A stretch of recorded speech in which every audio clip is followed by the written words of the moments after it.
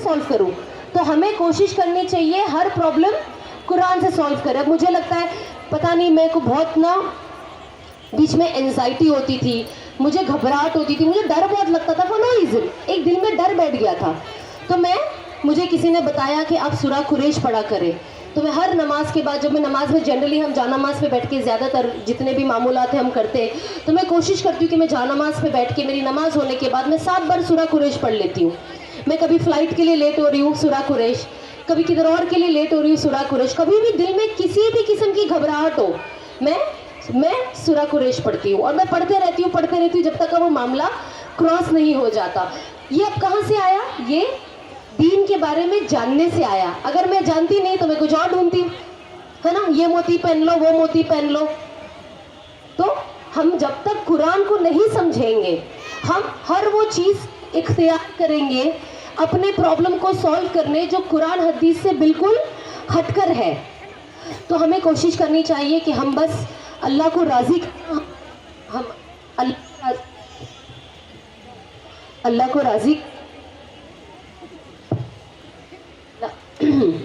को राज़ी करना हमारा मेन मोटो होना चाहिए. हम उठे तो अल्लाह को राज़ी करें. एंड ऑफ द डे जब हमारी जो हमारा दिन ख़त्म होता ना ईशा के वक्त, हम उस वक्त बैठे और सोचे थे कि जो हिसाब किताब जो ताजीर है वो क्या करते हैं.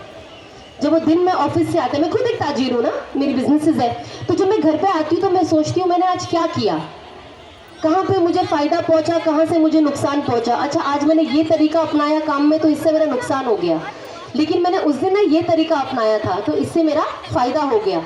इसी तरीके से जब आप घर में दिन ख़त्म होता है तो आप बैठे और सोचे कि आज मैंने ऐसा कौन सा काम किया जिससे मैंने अल्लाह को राज़ी किया, और आज पूरे दिन में मैंने ऐसी कौन सी चीज़ की जिससे मैंने अल्लाह को जिससे अल्लाह को नाराज़ किया.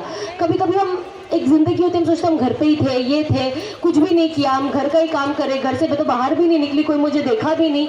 लेकिन at the end of it मैंने अपनी ज़िंदगी में एक मामूल बनाया जो मुझे एक बहुत बड़े मुफ्ती साहब ने ये अमल दिया कि जब आपकी इशा की नमाज़ पूरी हो जाए, सारे दिन की नमाज़ें हो जाए, आप रात को सोने से पहले 2 रकात नफिल पढ़े. आपकी नीयत होनी चाहिए 2 रकात नफिल अदा करती हूँ, ए अल्लाह तू मुझे मेरे नफ्स के वसवसे से बचा और शैतान के वसवसे से बचा. शैतान के साथ हमारा नफ्स भी शैतान है, शैतान नहीं होता तो भी हमारे नफ्स में दुनिया इतनी बस गई है कि हमसे कोई ना कोई ऐसी चीज़ हो जाती है. तो हमें ये दोनों नियत रखनी है और 2 रकात नफिल पढ़नी है और अल्लाह से दुआ करने के, अल्लाह मैंने तो पूरी कोशिश की कि आज तुझे नाराज़ ना करूँ, लेकिन अगर कुछ हो गया हो तो तुम माफ़ फरमा, है ना. जाने अनजाने में कोई ऐसी चीज़ मुझसे हो गई होगी जो तुझे पसंद नहीं आई होगी, और अगर ऐसी कोई चीज़ है जो तुझे नहीं पसंद आती और मुझे उस चीज़ का इल्म नहीं है तो मेरे दिल से उस चीज़ की मोहब्बत को ही निकाल दे, ताकि मैं ऐसा कोई काम ही ना करूं जो तुझे नापसंद हो. तो हमारे अंदर जब हमारे हर काम में अल्लाह होगा, हर काम में हम जन्नत की चाहत रखेंगे और जहन्नम की घबराहट रखेंगे. डरना तो पड़ेगा ना, बिना डरे कुछ नहीं होता. दुनिया में देखो कुछ होता है, अब डरोगे नहीं तो. अब लोग कहते हैं कि अल्लाह ने जन्नत भी बनाई है, जहन्नम भी बनाई है, अल्लाह से हम डराते क्यों है. अभी आप दुनिया में हो तो दुनिया में लोगों ने पुलिस स्टेशन भी बनाया है ना.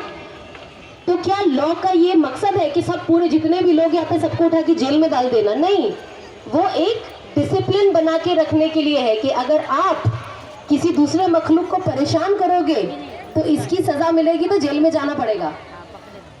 फिर जेल में जब आप जाओगे, फिर जब आप थोड़े से ठीक रहोगे, अपने हालात को ठीक करोगे, अब फिर आप क्या करोगे, कसम खाओगे कि अब ये नहीं करना, तो आपको रिहाई भी मिलती है ना. इसी तरीके से अल्लाह ने जन्नत जहन्नम बनाई. जब तक हमें जहन्नम का डर नहीं होगा, खौफ नहीं होगा, हम जन्नत के तरीकों को अपनाएंगे कैसे? तो अल्लाह का मकसद किसी को जहन्नम में भेजना नहीं है, सिर्फ डराना है कि ये भी बनाई है, लेकिन मैं नहीं चाहता कि मेरा कोई बंदा यहाँ आए. इसीलिए अल्लाह सुब्हानहू व तआला कहते हैं ना, जन्नत हर रोज़ 5 गुना और खूबसूरत करते, हर रोज़. आप इमेजिन कर सकते कोई चीज़ को हर रोज़ एवरीडे, जब से दुनिया बनी है, जब से जन्नत बनी है, 5 गुना ज़्यादा एवरीडे अल्लाह जन्नत को और खूबसूरत करते हैं. अब मैं जैसे इधर आई हूँ, मैंने कोशिश किया मैं अच्छा अबाया पहनूँ, साफ़ पहनूँ, थोड़ा मेकअप लगा लूँ, थोड़ी अच्छी लगूँ, हाँ. अब लेकिन मेरे तैयार होने की भी तो एक सीमा है ना, कि बस यहाँ तक, उससे ज़्यादा अगर मैं लगाते ही रहूँ तो बंदर जैसी लगती, खूबसूरत कम और डरावनी ज़्यादा लगती.